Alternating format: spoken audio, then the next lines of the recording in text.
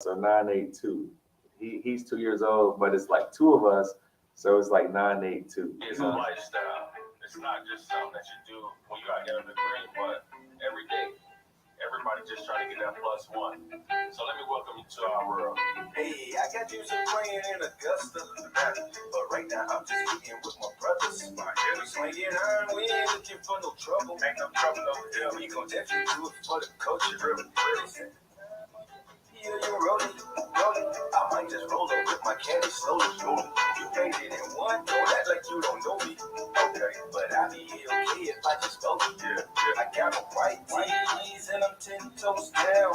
Driving on them every single time they come around. They wanna get like me, and I'm looking at them like, wow. Cause this is one-on-one, ain't no copy in my style. There's no way you can stop me when you swing like Charles Barkley. You say you get that job done, hardly. You rockin' with the 18. Can you walk these 18? Yeah, that's my house. It's time to wow. I'ma hit it across the lake like I'm prepping for PGA. In my JusBogey apparel, trying to set the record straight. 2 on 2, 4 on 4. Pick a time, don't be late, cause we do this on the regular. Today might be your day, so just pull up, hop out, pay your fee. What you call it? Hi. How you doing? Good morning, everyone. Good morning. Welcome to the Salt and Pepper Sports Talk Show, live from Delray Beach Golf Club on a stormy morning, but the sun is out as usual. It's South Florida weather, especially this time of the year. Good morning, Pepper. Morning, Salt. It was storming earlier. The sun just came out about 20 minutes ago.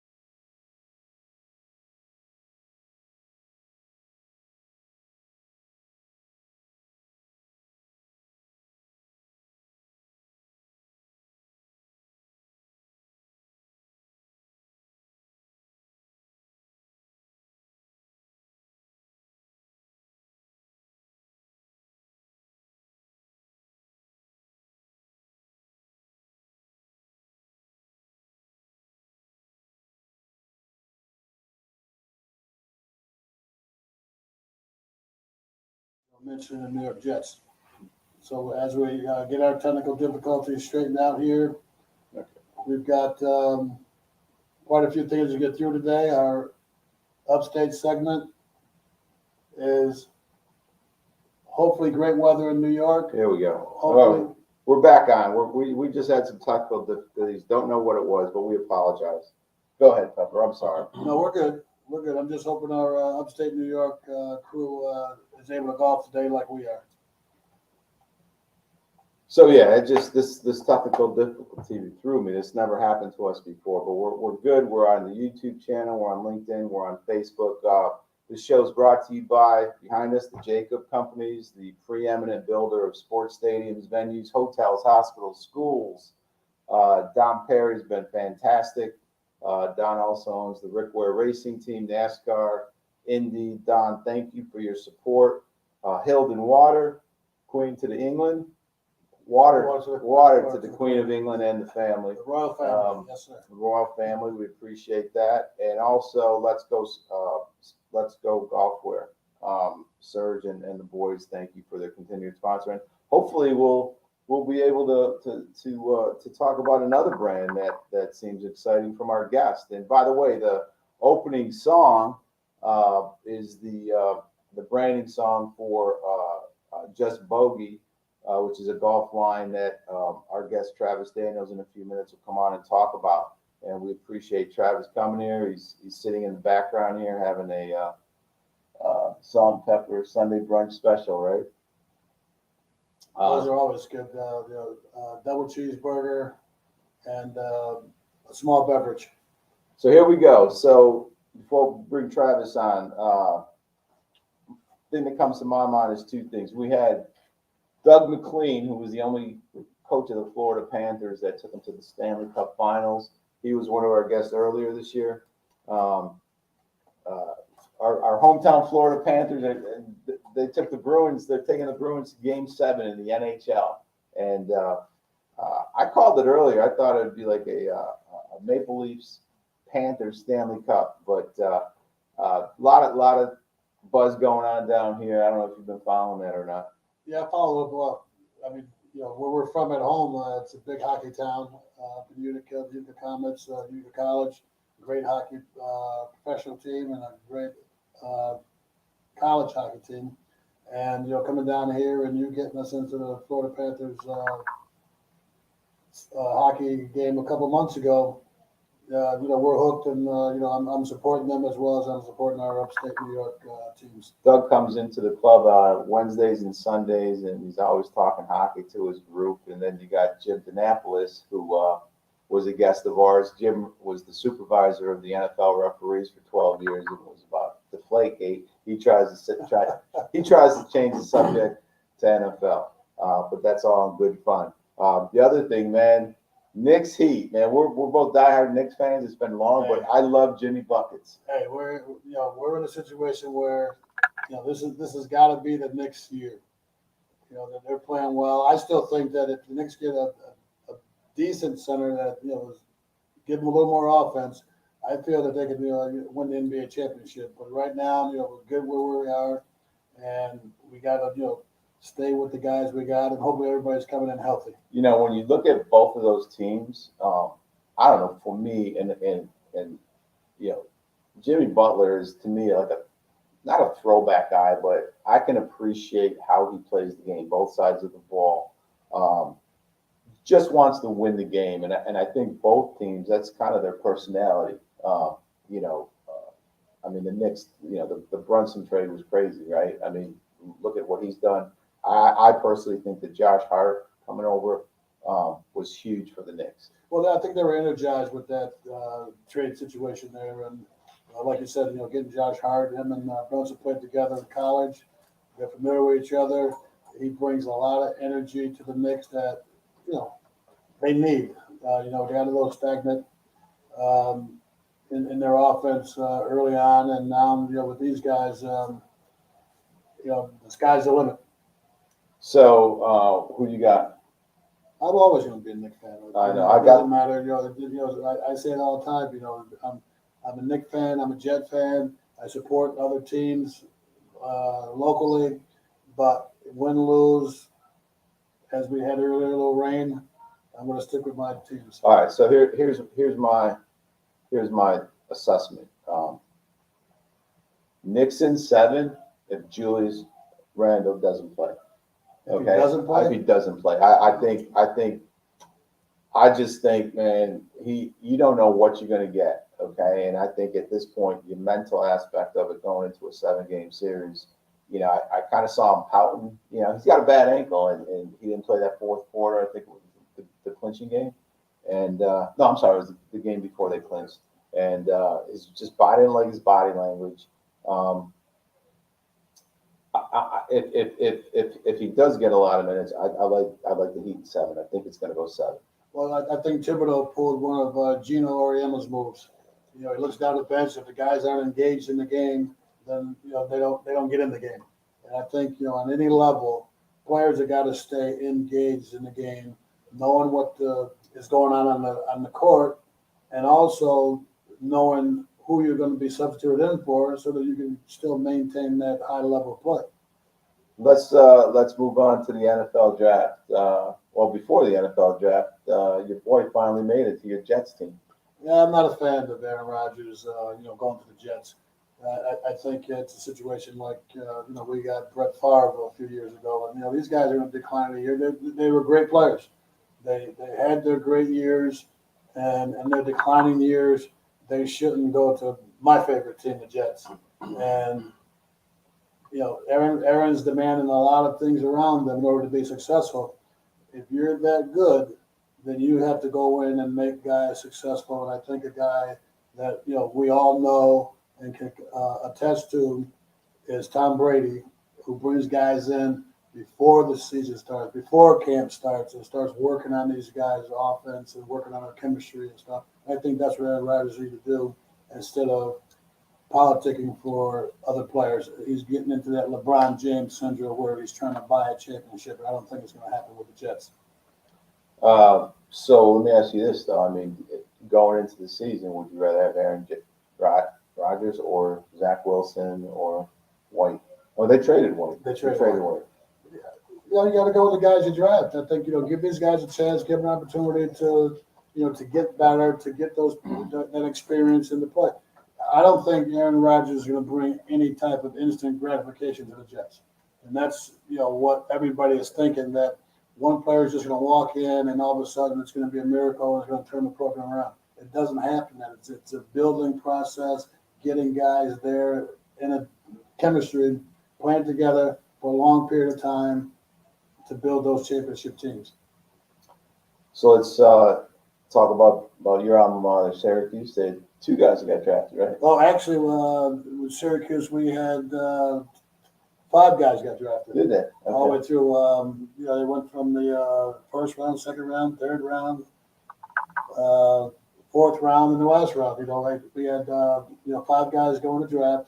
I think all these guys are capable of making the team, playing at a high level, playing to the best that they can play, and as anyone would know, and our guests will tell you, you got to stay healthy. You stay healthy, and you pay attention to the play schemes and the playbook. That goes a long way. Speaking of our guest, I'd like to get his perspective on, what it was like waiting on draft day, and we'll talk to Travis about that. I use the term Renaissance man in one of our promos because he's truly made the transition into the business world, and we've got a beautiful family. We're going to talk to him. You going to eat your cheeseburger? You can eat it on there. Yeah. So without further ado, we're going to have Travis Daniels, and we're honored to have him. It's kind of weird how Thank you. How Travis came to us, but it's not often you have someone that won a BCS champion and played for Nick Saban how many years straight? Yeah, so six straight years. 6 straight years. So I don't know many podcasts or sports shows that can get the lowdown, man, playing for Nick. You tell them what you talked about. Sometimes you use cursing words earlier. Oh yeah, well, I told him we're politically incorrect. We do score a little bit. I asked him, it's Sunday. He's if he's against me, he'll drop a few F-bombs and stuff like that. And he was saying, do what you have to do. I'm here too, and I played for Nick Saban for 6 years, so those things do happen. And speaking of Saban, I just want to get this in really quick. He looks like a person, seeing him, in the LSU days, and I didn't see him in the NFL, and with Alabama now, the guy's demeanor, he absolutely hates to lose. Yeah, that's describing him in a nutshell. But one thing more than losing, he's more about like excellence, right? Making sure you do your very best to put the team in position to have like success, right? So every week when we're practicing, he's a defensive back guy. So he's with us like 24/7, always coaching us on technique. It has been times where we've been in the game, and even though I covered the guy great, I didn't kick slide the way I should have. Right. And I'm telling my buddy Corey Webster, dang, coach gonna get me, man. I made a mistake. I stepped with the wrong foot, So that's in your mind. In your mind, 24/7. Wow. So attention to detail is what he's about. And as long as you keep those things close, you're gonna have a lot of success. You will end up winning a lot of games. Now, coaches' recruiting has been not criticized, but respected to where, people think that, and people say, I'm not saying they think that, they see that, they say that he has 3 or 4 guys in every position that's just as good as the guy starting. Oh yeah, 100%. When I came to LSU, we came in with the number one recruiting class, which was pretty cool for me to see because everybody was number one from where they was from. But when I got there, even though he didn't recruit those guys, they were loaded up. Now when we go past the 2001 season, everything that they was bringing in after us was equally as good as us. So one thing that we had to do and understand about that is we have to be able to implement these techniques a lot better than these guys. That's going to keep giving us the edge. Right. Being that we got a whole year on them already because they was in high school, when we got here, that automatically gave us that foot up. And I've said this, just comparing it to the basketball side of things with players, because that's what I deal with, coaching on the high school level, is that going to college, you can't go in conceding to the guy in front of you or the guy coming in behind you. You got to come in every day, day in and day out, and compete. Yeah. And a lot of kids today don't want to compete for that playing time or that position. Guys change positions every year, not by choice. Yeah. Or I'm going to say by choice because they don't want to compete with somebody that is supposedly be better than them in that position or going to give them competition in that position. Yeah. So at LSU, I could say competition was at an all-time high all the time. Competition in practice was so steep that the games were so easy. The way that Coach Saban recruited, they recruited a lot of tough guys that were really fast, had great character, so each time we get to line up against like a Michael Clayton, a Benny Brazil, a Derry Henderson, Skylar Green, like the list goes on with really good and fast wide receivers. When it came to the game time, you're not going to be any faster than him. You're not going to be any tougher than Michael Clayton. You can't run routes better than Skylar Green. So we were like ready for anything that teams threw at us. My last thing before I turn it over to Salt. And I ask every Florida football player the same question. And I don't know if you're from that area or if you did this in high school. Chasing the rabbits. Oh yeah. I'd seen Anquan Bolden when I was out in Arizona. And he spoke about chasing the rabbits, and nobody believed about chasing the rabbits and catching rabbits. And that's how coaches decided what position you would probably be good at. Yeah. And there's a lot of NFL players out there that didn't believe him. Mm-hmm. And then ESPN did a special on it about 2 weeks later, and I became a believer. Right. Seeing these guys run through the cane fields chasing rabbits. Yeah. So, did your speed and quickness come from chasing rabbits? Yeah. So it actually did. The whole chasing the rabbits thing is more of like people from the Beverly area. Down here in Hollywood where I grew up, we don't have a lot of those open fields and things like that. It's more city-like. So for the most part, you're just going to be outside racing people in the streets. I mean, we used to we used to have people gambling on us, taking me to different like cities in Fort Lauderdale and Tatertown, racing guys in the middle of the street. We don't have on any shoes, just straight out, no pants. I got my boxes on, running. You got police officers like blocking the roads off to see like these type of races. So for us, it was racing people in different cities. That's what helped us get out. You mentioned Nick Saban hiring players of character. I a little bit of research I did and hit your YouTube channel.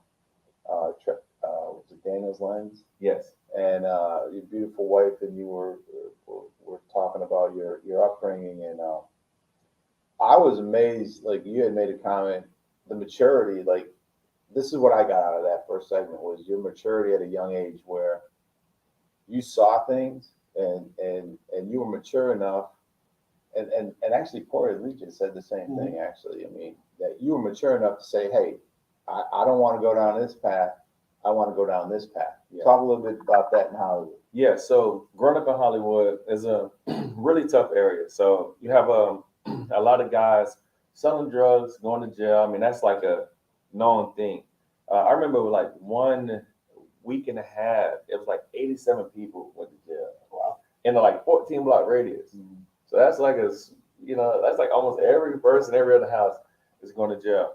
I had some family members that was really good at sports, and for some reason they kind of tapered off. And not only them, but other guys. And what the older guys will always say, because I played basketball as well, I had scholarship offers to like Florida State, For basketball. Miami for basketball. Really? Yeah. Wow. And so I'm probably like 12 years old, 13, playing with the 18-year-old, 22-year-olds and holding my own. Right.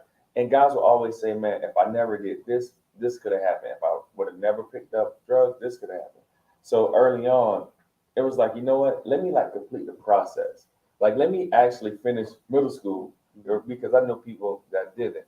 Let me go to high school with no expectation, but just to finish it. And then let's see what's going to be after that. So like making it to the NFL actually was never like my real dream.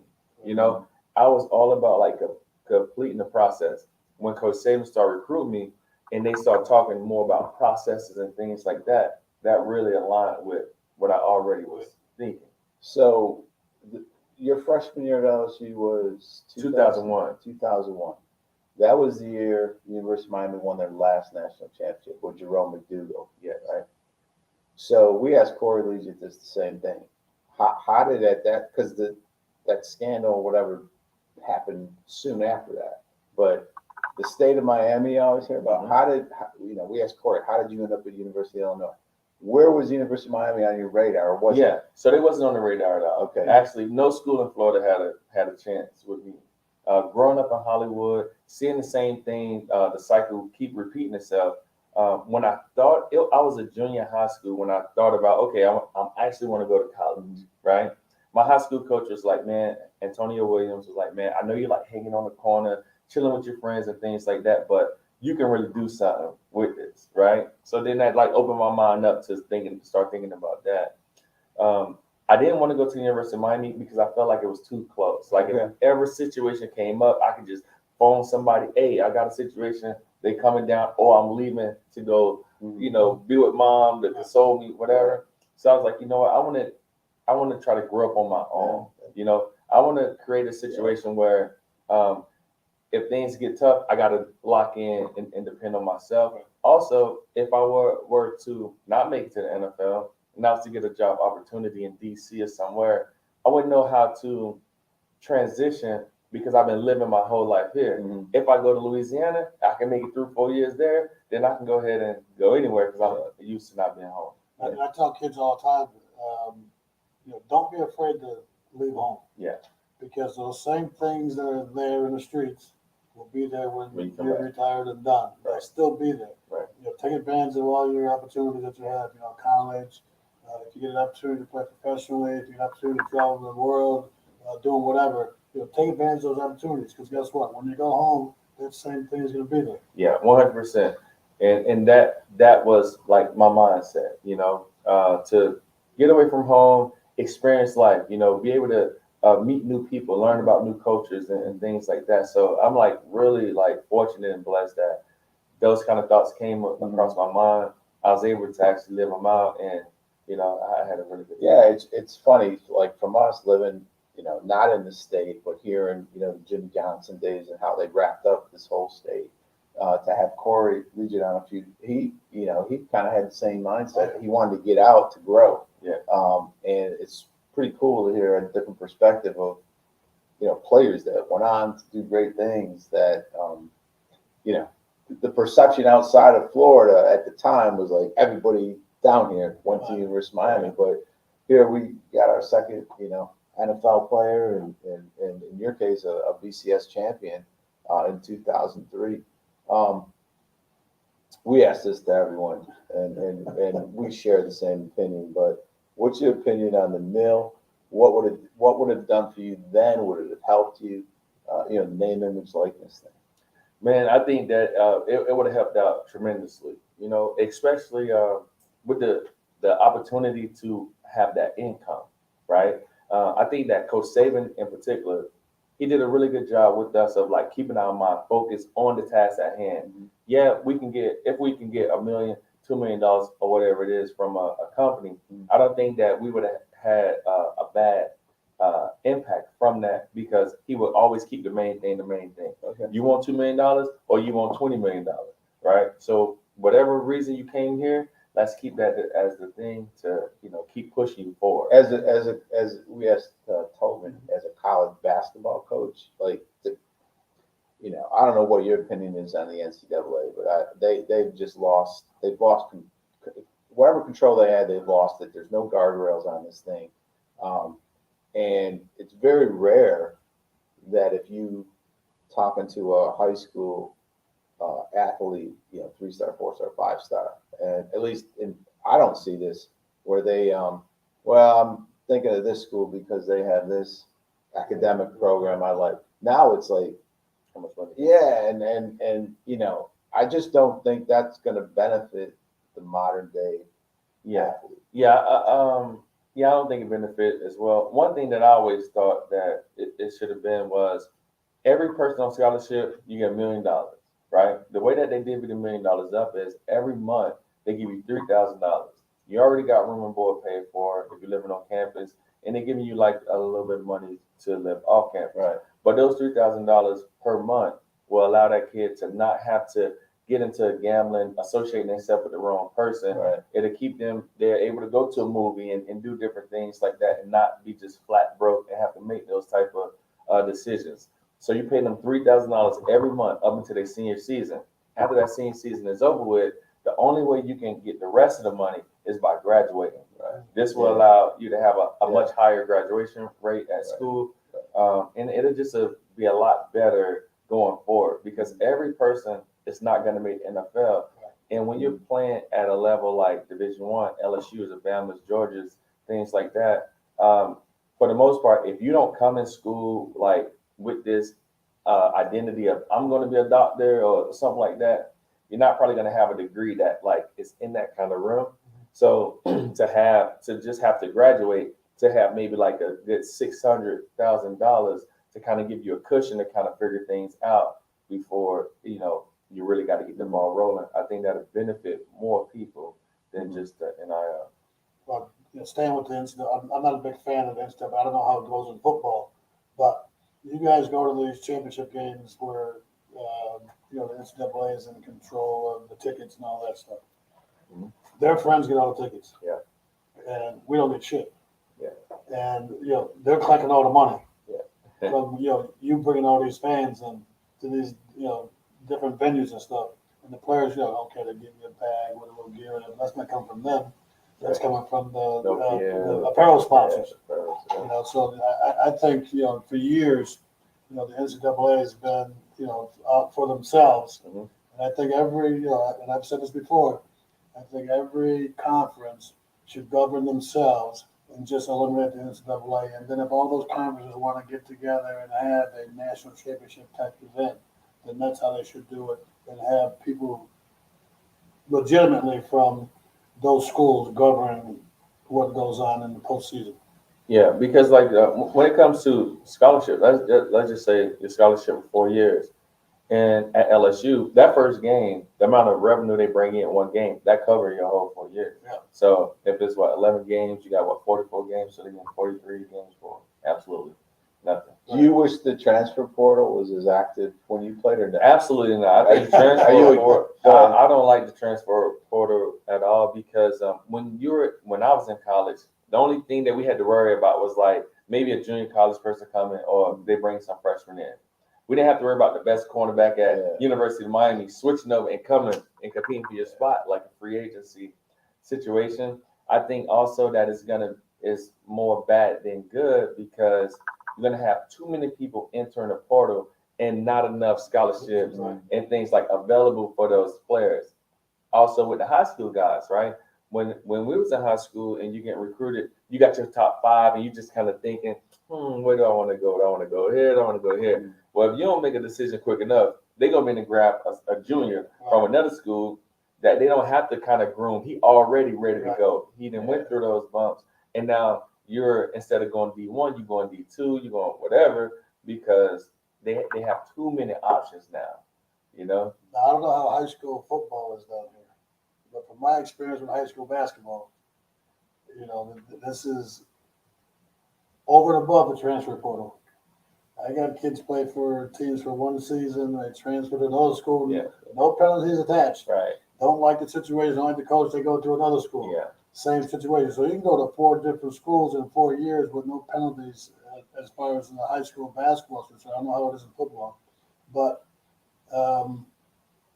you know, the kids got to understand something. If it's going to be better at any place you go, I don't think any coach is going to try to make things difficult for you. They're going to push you to get better. Right. So if you're not willing to compete and you're not willing to get better, you're not willing to say, okay, I got to, do something different to not lose a game or make sure we win a game. Or I got to be a little more of a facilitator on my team than a shooter or whatever.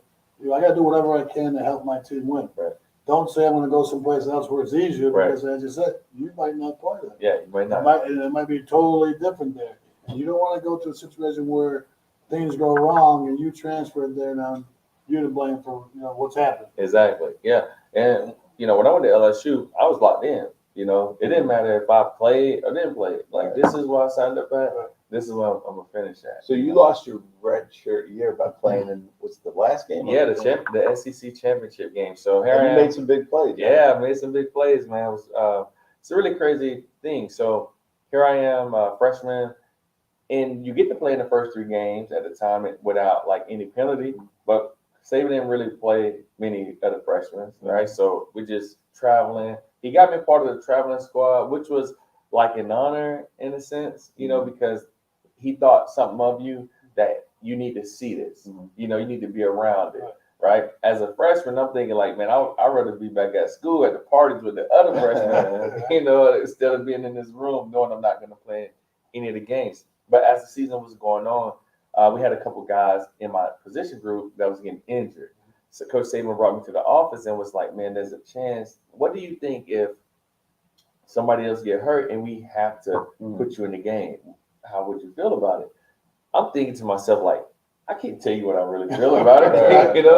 So I got to tell you, like, here to do whatever it takes, whatever it is. So now we're in the SEC Championship game, and here we go. It's like in the third quarter, this cornerback Randall Gay goes down, and instantly, as soon as he went down, I could see Coach Saban like drop his head and say, "Put 2-9 in," because that's what he called me, 2-9.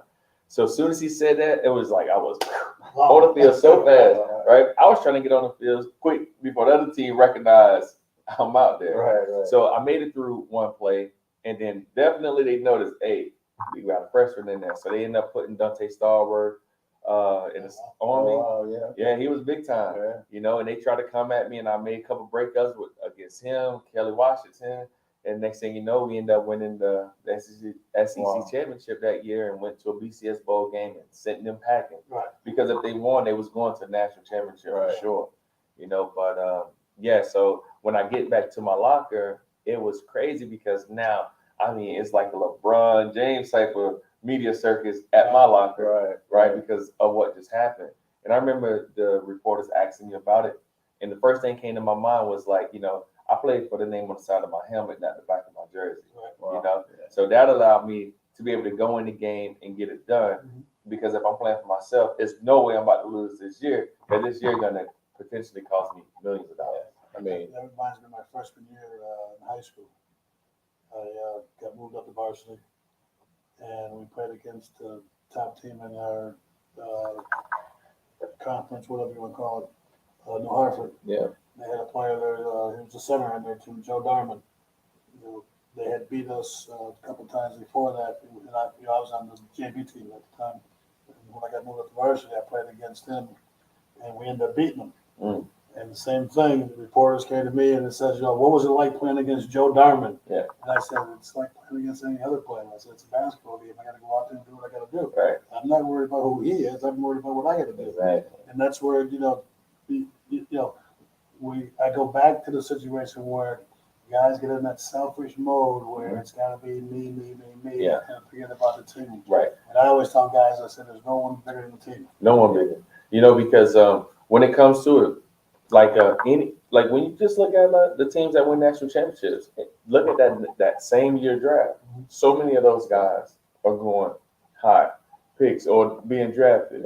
When if you don't win, it's a chance that it's not a lot of y'all gonna go. And you can see that year in and year out. So just try to, capsulize like LSU football. Shaq went there, Pete Maravich back in our days. It's a big basketball school, but it is football. Like what's that? What is that like when you're there and you're one of the men? Yeah, so at LSU, man, Were that some of the greatest years of your life? Or? it was the number one years of my life. First of all, we got a hotel that's on campus, and we've been had it since when I got there. They ended up building it, so we have a hotel on campus. That's where the football players where live? football players stay the night before the game. Oh, okay. Right. So just for that? Yeah. So all right. So let me say this. When I was going to all these different schools, Virginia Tech, Iowa, for visits, they stay in the dorm rooms. At LSU, you got apartments, on campus. Right. 4 bedrooms, 2 bathrooms, kitchen, laundry rooms, and all of those things. So it was like, why would I want to go sleep in a dorm room when I can have a whole apartment type deal? Right. So that was really cool. When it came to the football side of things, the way that the fans are, at that time, we were the biggest things in Louisiana, bigger than the Saints, bigger than all of those. Drew Brees came, things kind of leveled out a little bit, but we were like the it thing. Now, we have a hotel on campus that we stay at the night before called the Locker Room. I mean, it's really, really nice, nice hotel with, banquet rooms and, it's really great.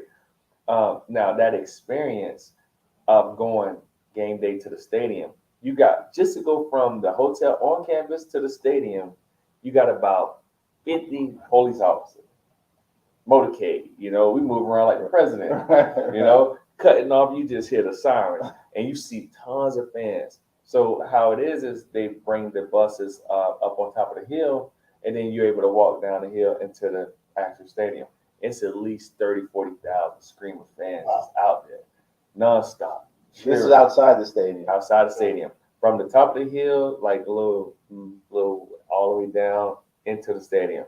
And I mean, they're like cheering nonstop. You can't be nothing but ready to play. Actually, talking about it right now got me goosebumps. I'm ready to get out there. But that was best time of my life. Playing in that type of environment, having fans that are so dedicated to you. You don't have to play Alabama to sell the stadium out. Anybody we played. Yeah. Spring game was looked like a regular, an actual season game. So it was a good time. Here's a question to both of you. Speaking of the spring game, I follow Prime. I like his quotes. I like what he does. But 51 of the former players entered the transfer portal. A lot of them after the spring game.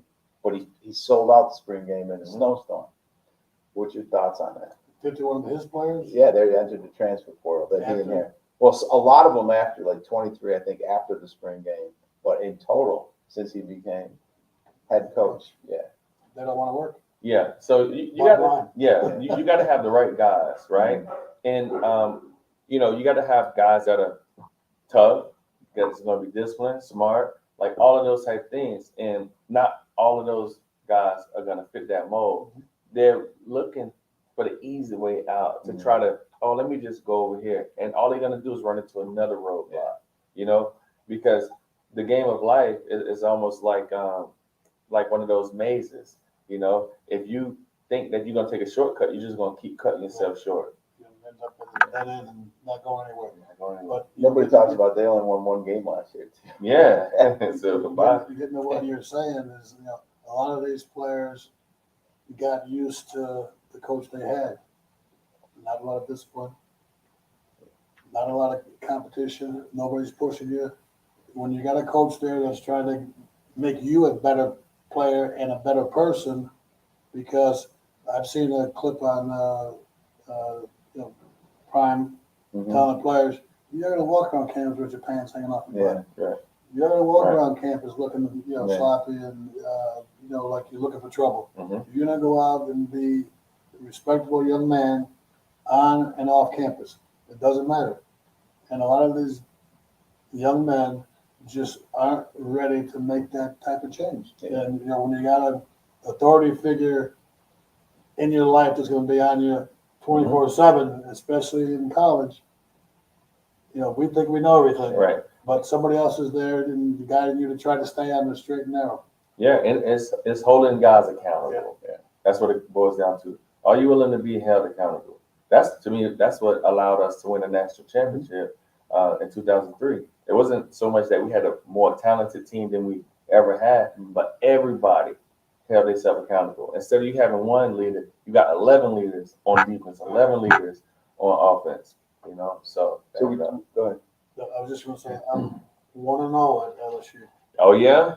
Yeah, we beat Tennessee in the NCAA tournament at LSU. Okay, all right. I was saying, hold on. Is that the Ernie and Bernie show? Ernie and Bernie show, yeah. Bernard King, Ernie's Grunthal.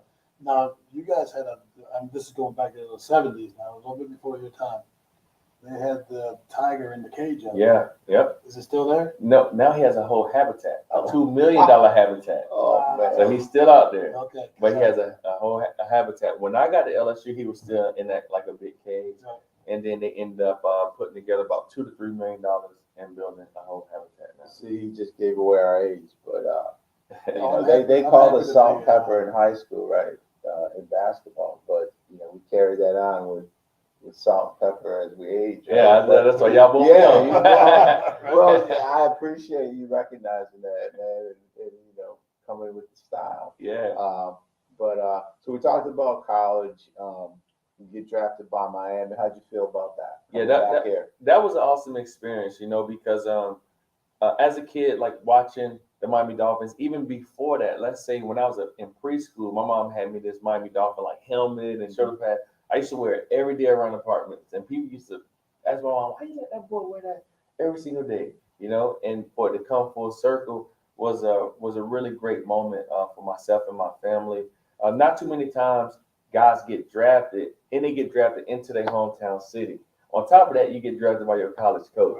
Right. I don't know how many other guys have had that experience, but that was a really cool experience. I love the fact that I knew the city. I knew everywhere, like how to get places. When it came to being a part of the team, I know the defense. So I'm coming into it really confident, not like cocky or arrogant or anything like that, but I'm really sure of what I need to do and I can play fast. And that's got to say something. I mean, your college coach, who at the time was the head coach, drafted you, right? I Yeah. mean, that respect and I mean that's a pretty big thing. Yeah, right? yeah, that's a really big thing because you know Coach Saban is a guy of like integrity, and for him to put one of those draft picks with my name on it, said a lot to me about what he thinks about. Okay, so you come back home, you're with the Dolphins, you're playing for your coach, and I heard that first time you met your wife, she wasn't impressed with you.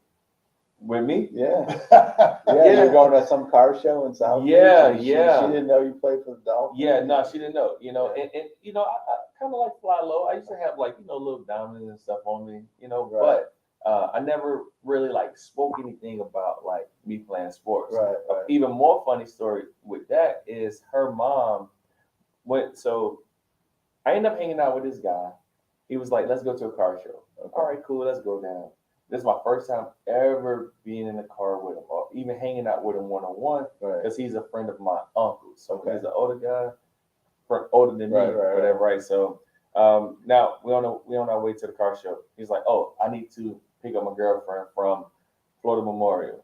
So she was in the sorority, and he liked young girls, obviously. All right. So when we go pick him up, now it's her and my wife end up getting into the car. So at the time, I ain't think nothing of her. She had her hair wrapped up. They just come from this bus trip, So we end up going to her house, like taking the bags out and doing all that. Long story short, we never make it to the car show. We end up going out to dinner. Okay. But before that, I'm just sitting on the couch and the Miami Dolphins happen to come on the news. So I see my wife's mom watching it. She really like engaged with like what's happening. So I'm like, "Oh, you're a Dolphin fan?" "Oh no, they're terrible. They're the worst team ever."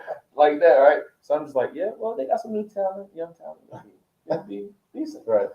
So I ended up leaving the house, never said anything. Maybe like 4 months later, her brother was like, "Mom, the guy that Moya dates, yeah," she's like, "Yeah, the guy was over here. Like, yeah, you play with the Miami Dolphins." She's like, "What?" Oh my God. Like she was so embarrassed by that, So that was like a really like funny story, is meeting your wife's mom for the first Right. time, and she's talking. Well, you didn't know she was going to be your wife. I didn't know. Yeah. I didn't know. You And know. did she say something about you need to wear button-up shirts or something? Yeah, man. You know, I was a little unpolished at the time. You know, was into the tall tees. You know, like the kind of fad of what was happening, and you know, she kind of helped me out a lot. She grew me up. I like that because when I played ball in Europe, I never told any females that I played basketball. I never gave them my right name. They asked me, "What's your name?" I said, "My name is Dino."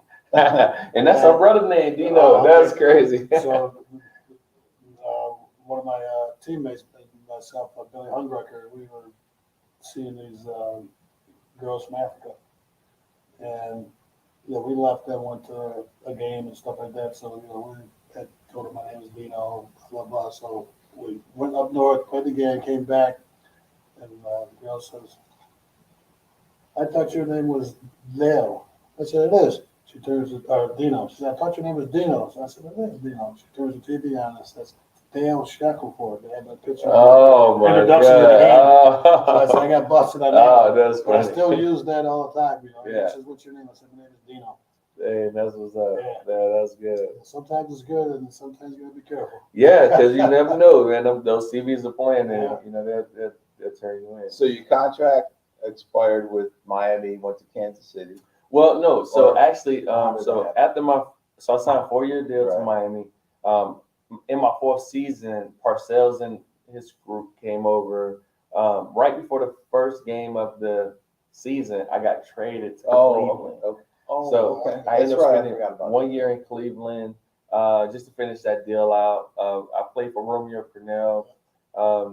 Even though Cleveland we didn't win. We had a lot of injuries, but as an organization, it was really like put together. Okay. You know, it was a place that you excited to come to work. You know, things wasn't as tight as it was like, you know, with Parcells and those guys and stuff. So, you know, I ended up finishing that year out and then 4 years. One of my great alumni played at Cleveland, Jim Brown. Yeah, man, Jim Brown. I'm so mad I never got this autographed freaking helmet. Every day outside I would get one because he would be there like all the time, you know, talking, just hanging out and stuff. And I never got my freaking helmet. So one of our promos was we talked about earlier of you getting into Aaron Rodgers. What was your time with Kansas City? Because they have a pretty rabid fan base. Oh right? man, so Kansas City was amazing. Kansas City reminded me of like LSU. Yeah. And so the difference between like not university, the difference between the Miami Dolphins and Kansas City was like in Miami, there's a lot of things happening. So you have football, basketball, hockey, baseball, and then you have a lot of people that just in the city that don't even care about sports. Right. So sometimes we would play against the Patriots or Jets, and they have more people cheering or booing than you have, right? When I get to Kansas City, it brings me back to what LSU was like. They don't have a basketball team. All they have is a baseball team. And those fans around there are diehard. Right. They're tailgating just like that college atmosphere. I even love like the Star Spangled Banner when they're like the home of it, and then everybody go cheese. You know, it's just like let's go. You know, so I have a lot of fond memories of Kansas City. I still speak with a lot of people. Steve Sanders, which is the head photographer of the Chiefs that got me started with photography and all of those things. And you know, they got Ted and Glove. Glove is a trainer at this facility that always been just a solid person, you know, and he's still there to this day. So did Brandon Flowers, was he there when you played? Yeah, so I met Brandon Flowers when I got to Kansas City.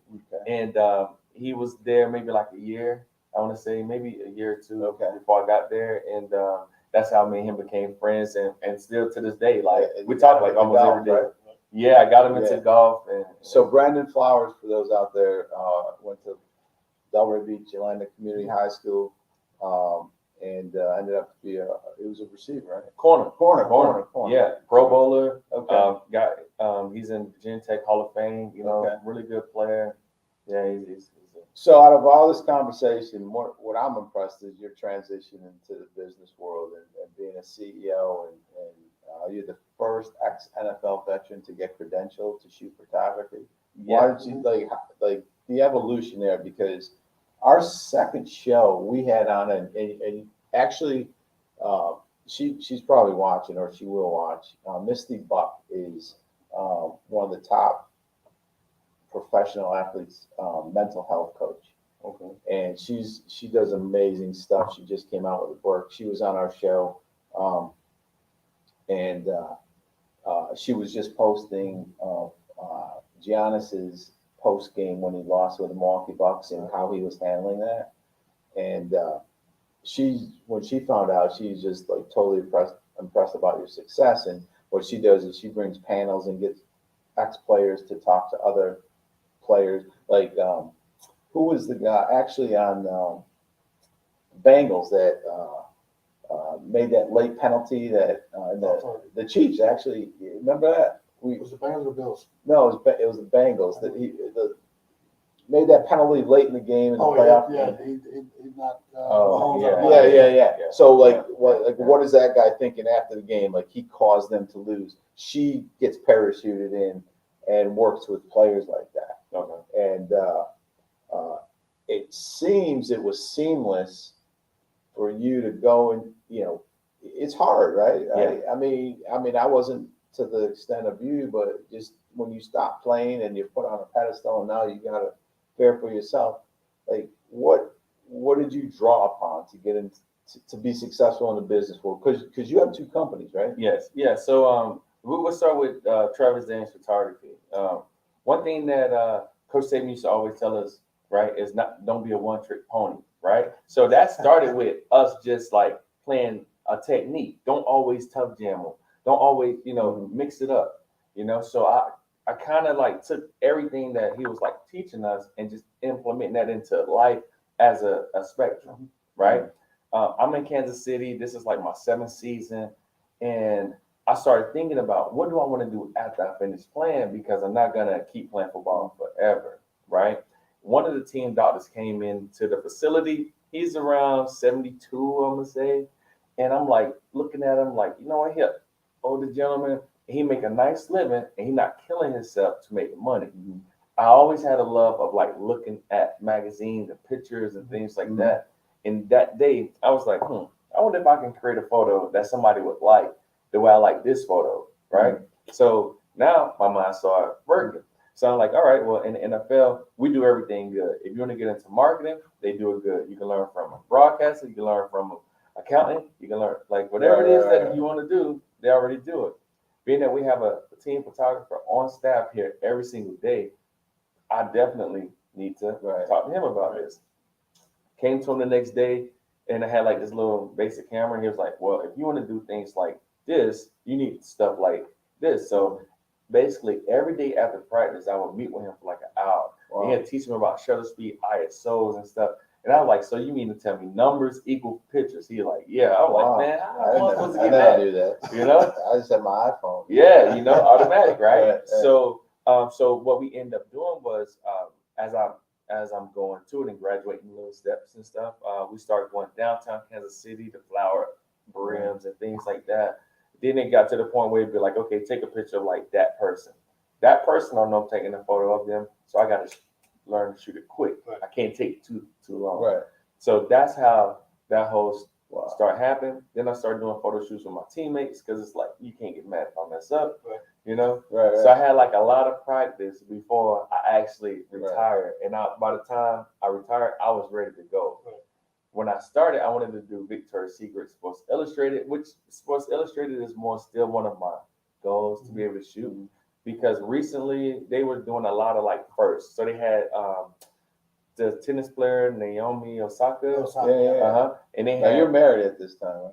No. Oh, you're not married. Yeah. That's why you want to do the Sports Illustrated. Well, even still. Even still. It's so funny. We were together, but we would have models come out of the house. They trying on different stuff, So it was like a cool environment. But Sports Illustrated was doing a lot of those first time things. But what I noticed that they have never had an ex-athlete photograph a cover, right? And that's something that I really want to do. I don't want to work for Sports Illustrated for life or anything like that. Like they can keep what they got going. Right. But I just would love to Yeah. do that. As I was shooting all of those models, I had this one girl reach out and ask me would I photograph her wedding, and I was like, I don't know about that. That seemed like a lot. And she was like, well, if you can take a photo of a person in a swimsuit and it looked like this, I'm only wearing a wedding dress. Right. So I had about 8 months to prepare, right? So I found this DVD called like How to Be a Professional Wedding Photographer, and I studied it every day for like 8 months. So by the time I get to the wedding, I kind of got a good idea. I had a phone full of notes and everything, and after I did it and she received the photos, her response to me was like, "This is where you need to be at," you know, because I started reflecting on like just my personal life, getting scholarship opportunities and signing to go to a Division I. For me and my family, that was huge. Win national championship, get drafted, all of those things. So now it's like, okay, you get to be a part of those type of moments for other people. And since you done been through it, you know how to like communicate with them. You know how to like, be just real smooth about the situation, and it just works out. That's a great story, man. And your other company? Yeah. So second company we have now called JusBogey. So that's JUS Bogey. So no T on it, JUS Bogey. And how that started is one of my buddies, Lusaka Polite, works for the NFL Trust, and they were having a golf event at Plantation Preserve in Plantation, Florida. He invited me out, man, come show some love. Long story short, I get out there thinking the ball is just on the ground. It should be no problem to hit this ball, but I could not get it to get in the air. Like I was whiffing at it, and when I did hit it, it's like I was bowling. Okay. If water was in front of me, it was definitely going into the water. So being that they have these events like often and like every year, it was like, you know what? Next time I play, I'm not gonna be the worst one. So I get into it. Now I'm playing. Now I'm back on the course. I'm shooting 15. Addicted, huh? Yeah, I get hooked on stuff, right? I'm doing 15s on a par 5, and I just keep saying to myself, if I just bogey, I'll be so happy with that. As I start learning and researching, only 1% of people break in par. So I'm like, well, if I have a company called Just Bogey, I got a lot of people to be in this community, right. Because not many of us are going to get to that point. So that's how Just Bogey came about. And you're wearing a hat. Yeah. So talk about the products you have. Yeah. So the products we have are right now we have hats and we have polos. Being that I don't have like a $1 million budget when it comes to design, I look at like Titleist and Ping and like all of those companies. And one thing I've noticed that they have a lot of signage on it. So when it comes to the hat, I put the Just Bogey on it. Okay. Definitely with the 3D embroidery, because that's how all of the. Why don't you put that out there? Other hats are. Yeah. Yep. And then when you like turn it to the side, you're gonna have like the +1 crew. So that's what we're all about, like that +1. Yeah. And then we're gonna have the JB on the side. And if you flip it to the back, we're gonna have another flat logo, because we want to definitely look exactly like those other companies, and we have the feel that. So I just got to think somebody just wanted to know where to get a hat from Just Bogey. It's we got it on here. It's Just Bogey, JusBogey.com, right? Yes. So on JustBogey.com, you'll be able to get one of the hats. They feel amazing. One thing that I love about my product is that it holds up in the South Florida heat. Okay. And that was the number one thing for me, right? It's Yeah. making sure that it can pass this test. Because if it can pass this heat test, we're good in any market. So you have T-shirts too, right? Yeah, so I like those. Yeah, we have some really cool T-shirts. And what we're hoping, we were talking earlier, we're gonna give you 4 or 5 of our 33s. Hopefully, we get some swag. Yeah, I got some swag coming for you. So we have some really cool tees. One of them is Why Birdie Just Bogey. Okay. Because like so many people are putting so much pressure on themselves about sinking a birdie, when that realistically for most people, maybe you do that one time a year, But if you could just level off and bogey every single time, shooting anywhere between 73 and 90, you're gonna beat everybody you're playing with. Because you're not playing with Tiger Woods and McElroys, you're playing with the friends, the homies. So definitely. No, it's and you got name tags or some kind of tag. Yeah. So on our polo shirts, we have like this when I tell you, we're like if you just feel the shirt, you see the shirt here, like The material is amazing. Really dry fit. Mhm. The dry fit feel. Some of our like signature stuff is made from like recyclable plastic bottles. So eco-friendly. Okay. Like we got it's like amazing. Now I was just telling one of the guys I was talking to, I'm like, look, we're not trying to replace your closet. We just want to be a part of it. Right. And you want to go to Peter Millar, you want to rock RLXs and things like Right. that. Maybe they got more designs because they got a much bigger budget. But some of the things that we're gonna have, you're gonna like. We will hope that you. So you got the LSU colors. What are some of the other colors? You got the Dolphin colors. Kansas Yeah. City? So we have some Dolphin color. We have just some solid white and blacks. We have our first real drop coming of merch. We will have it within like 2 or 3 weeks. But we have like some nice florals, like blues and a lot of stuff, man. It's one for the ages. So sure. for our audience out there, right, and there's going to be more information coming, but last year, Dale and I, we did the first annual Salt and Pepper charity event at Palm Beach Par 3.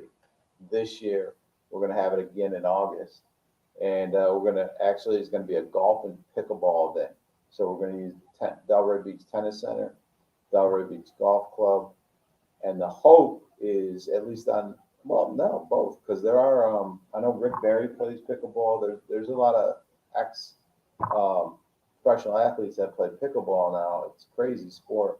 We're going to try to get a former player playing with a foursome, and more information will come upon that, and we're figuring out what charities and things like that. But anyways, man, we're a minute past 12. This has been great. One of our best. Excellent. One of our best yet. We really appreciate you coming here. Did you eat that cheeseburger? Man, I'm That's gonna be crushing it, cold. You want man. them to- Yeah, All no, right. this burger is amazing. I'm actually supposed to be like kind of giving up eating Okay. meat, Okay. but I'm definitely gonna come here for this burger. All right. So hopefully in the near future we can come back here and we can live stream or at least take videos.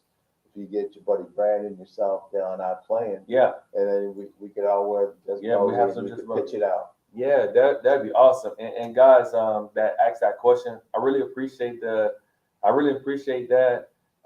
Definitely, we're a company that'll like for the people, So even the boxes that we ship everything out in are I like saw that. That's custom. pretty nice. Yeah. Pretty nice. Yeah, because we want to make sure that we don't want to just give you just a regular box or regular shirt. Everything has a lot of thought and planning behind it. We want to build like a really cool like +1 community. And yeah, man, just everybody have fun. Like I say, we don't want to take over the closet. We just want to be a part of it. Well, you got anything else to close? We got a 1:30 tea time, right? It looks like. Yeah, we'll be all right. I brought my gloves too, just in case. Hey, You're more than welcome. Yeah, I You're got more it. than welcome. Get out there with us. Okay. So this has been a great. We got a guest lined up next week that is I think everybody will be real excited about. By the way, keep following us. Tobin Anderson interview went crazy. Well over 1,000 viewers at this point, and you could see it. It was recorded on our YouTube channel, Facebook, and LinkedIn. So appreciate it, Travis, man. You've been great. Appreciate just running into your friend Brandon, not the Brandon Flowers, but the other Brandon. And Salt's out. Pepper saying, have a great Sunday. Hopefully everybody's, staying at least warm upstate, if not dry. Pepper out. Travis out. Travis out. JusBogey. JusBogey, baby. Yes, sir. All right. Have a great Sunday evening.